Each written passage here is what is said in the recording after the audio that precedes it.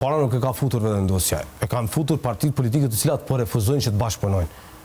Nuk mund pa tentativa, nuk është refuzime. Do të flas, unë e dëgjova pyetjen me momentin. Natyrisht edhe po. E para, ne jemi të bindur që nuk ka asgjë jo kushtetuese, sepse Kushtetuta e Kosovës nuk mund ta ndalojë konstituimin e legjislaturës.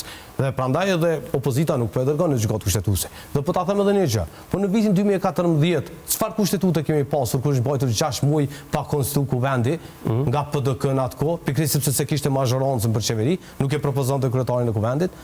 2014, domethënë PDK ka mbajtur 6 muaj pa konstituu kuvendin, nëse ju kujtohet, sepse s'kishte votat për qeveri, nuk e jepte emrin për kryetar kuvendit. Dhe kjo kushtetutë ka qenë. Ju do të më thonit ka një interpretim të gjykatës kushtetuese, por kushtetuta është e njëjtë. Kushtetuta është e njëjtë. Domethënë, unë e kuptoj edhe interpretimin e gjykatës kushtetuese në një kontekst. Kushtetuesja e thot pra që jo vetëm të provohet atë nenin, pra ishte, por duhet të konstituohet kuvendi. Kushtetuta nuk e thot. Kushtetuta nuk e thot. Kushtetuta thot që brenda 30 ditë nga momenti që ratifikimit të rezultateve të zgjedhjeve duhet të thirret seanca konstituive, respektivisht duhet të fillojë. Ka një interpretim të gjykatës kushtetuese të këtij afati në një le të themi traj tjetër, por i bën në një kontekst saktuar politik vitin e kaluar,